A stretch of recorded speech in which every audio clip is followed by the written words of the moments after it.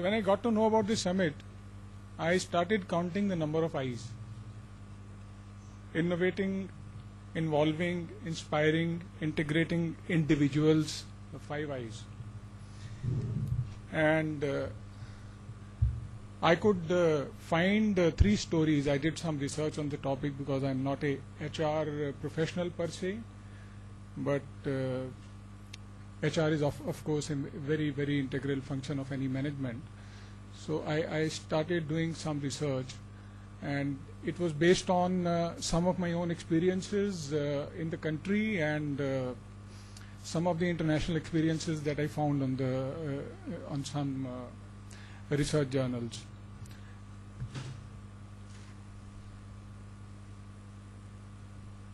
So I actually call it a strategic approach to talent management. And what is important for any organization is to attract highly skilled potential employees. So anyone who goes to a B school is looking for skilled potential employees. After hiring the potential employee, the next thing is to retain the best people on the current payroll. We don't want the churning. We don't want people coming and going. We want stability. You also want stability. And then address the complexities of managing a workforce that is increasingly multi-generational, multicultural, and dispersed across the globe. The dynamics are changing, and the sweeping changes that are transforming the global labor market and upsetting the assumptions underlying prevailing talent models are demographic. The demographics of the employees are changing. They are cultural, and they are economic. The global workforce trends has a growing impact of Chinese and Indian talent. It's not only in the country that we are a large number. Our presence in the global market is also increasing. This study, where I picked up certain facts from, I have not really presented too many facts here because the presentation would have gone very long. This study is an international study, and even in the European and the American markets, the number of Indians in the management is increasing. And of course the number of Chinese also. The percentage of North American and European talent is declining rapidly, and we will discuss why that is so. And women are contributing a major part of the global force. Though they are yet not at the top management level, but we expect that the women are going to play a major role in the top levels. And they'll dominate the boards very soon. But overall, women and non-white employees in the Europe and America, they want it fast. They look for opportunities to give back to their communities and are drawn to companies that demonstrate corporate social responsibility and offer service-oriented sabbaticals and eco-friendly workplaces. Now comes the success story of Pfizer.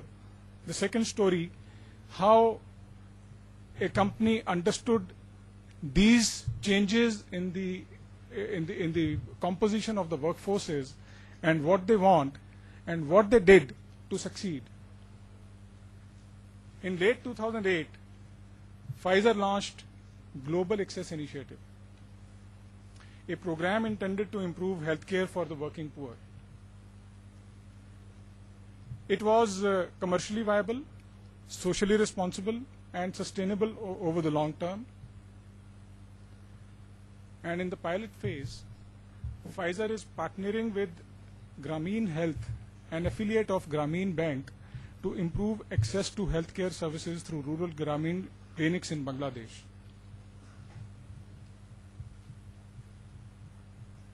The project leader, Ponni Subaiya, was swamped with expressions of interest from the employees And what does Subbiah has to say?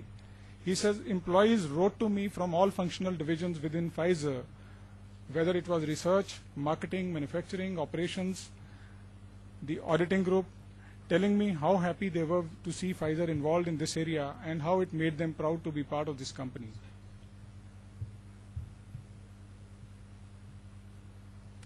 Employees were even eager to contribute, and many offered to volunteer after work or on weekends, because it was a socially responsible organization taking a socially responsible initiative.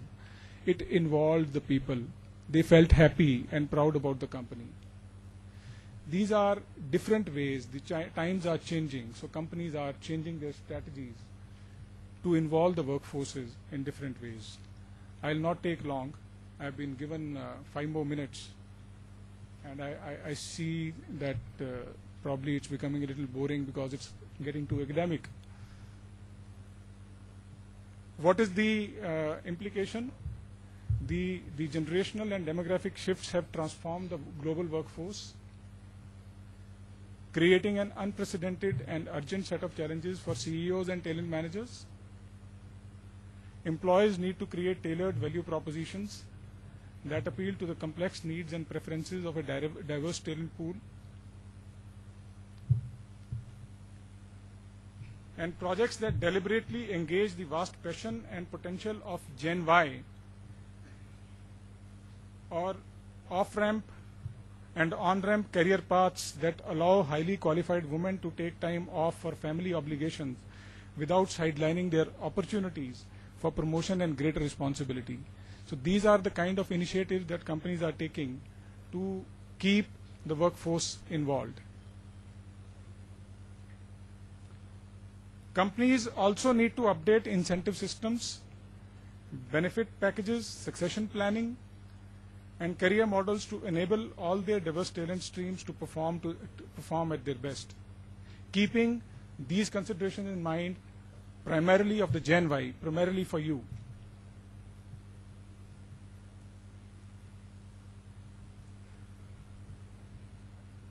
I'll skip this part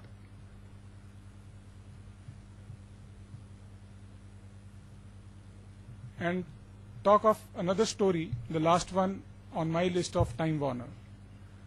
In any turbulent period, employees at all levels, including top performers, feel increasing pressures and uncertainty.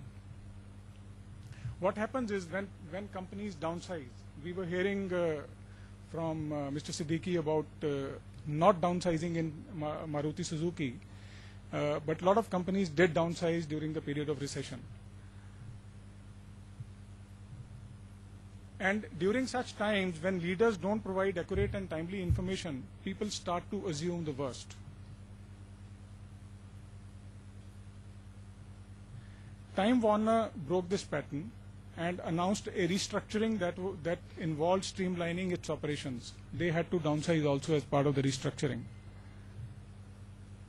They organized a series of skip-level lunches where CEO Jeff Bezos hosted groups of high-potential employees several layers down the organization.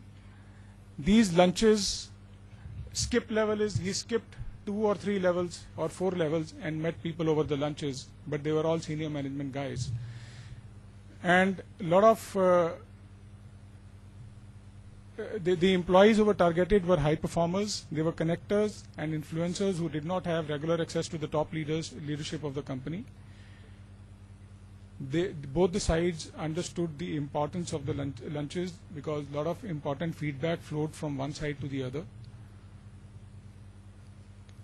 Employees felt more confident in the company, and the CEO was impressed by the extent to which people cared about Time Warner. The company is continuing the skip-level meetings and the skip-level lunches even today across their divisions, and it's highly successful. What is important is these are certain initiatives that companies don't really take. I mean, the traditional management and the traditional HR practices, these are not the initiatives. These are being taken by the companies now. The building blocks of talent innovation say, do we have the skills, knowledge, and abilities required for competitive advantage? Can we differentiate the capabilities? Do our talent processes and programs improve workforce performance and drive meritocratic decision making? Do we have the right leaders, and are we efficiently building leadership capability? Do our cultural environment enable us to maximize the contribution of a diversified workforce? When companies focus on these, innovation comes automatically. Thank you very much.